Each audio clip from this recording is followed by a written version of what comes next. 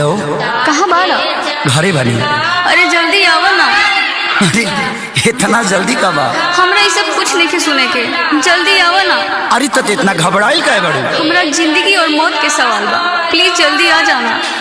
ठीक बा, आओ।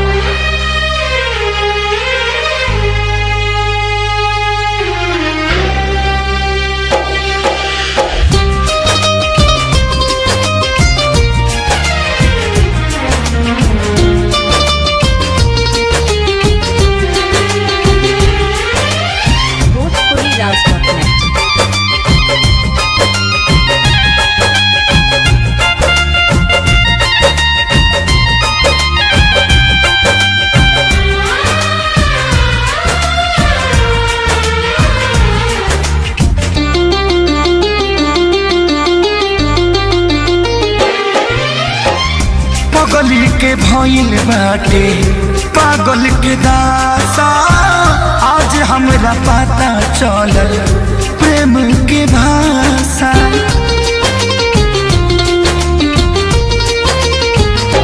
हाँ, पागल के भइल बाटे पागल के दासा, आज हमरा पता चलल प्रेम के भाषा। रोते रोते मिले हमसे आयल बड़ी, रोते रोते मिले हमसे आयल बड़ी। हमर जान आज हरदी से लटाइल बड़ी, हमर जान आज हरदी से लटाइल बड़ी।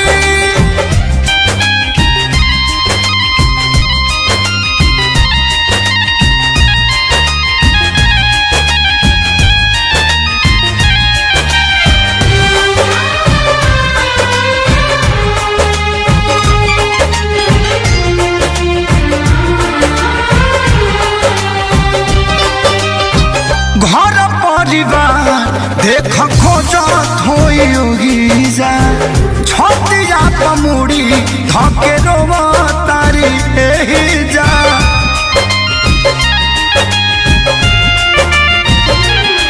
हथवा के मेहंदी मिटावेली इ तो हमरे के समझावेली।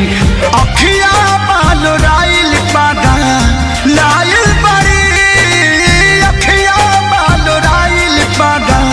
लाइल बड़ी।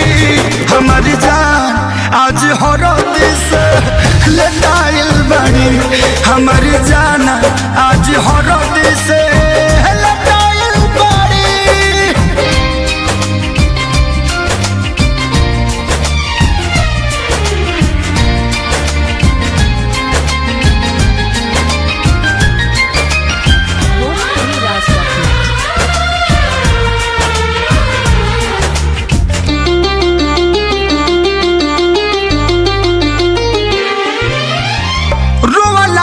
इनका झरे बनावा के पाता, प्यार के मतलब रब जिया जुए बुझाता।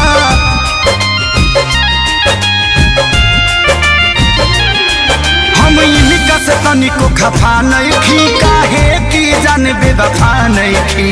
अखिलेश के खेसारी खाती भुलायल बड़ी, अखिलेश के खेसारी खाती भुलायल बड़ी। हमर जान आज हरद से लटाइल बड़ी, हमर जान आज हरद से लटाइल बड़ी। ए जान, हम तो के छोड़ के ना जाए। सुना, कुर्बानी के नाम ही तो प्यार होला, और प्रेमी से बढ़ के परिवार होला। सबके इज्जत के बात बजान, तोहरा चले के परी। चल भोजपुरी राज.net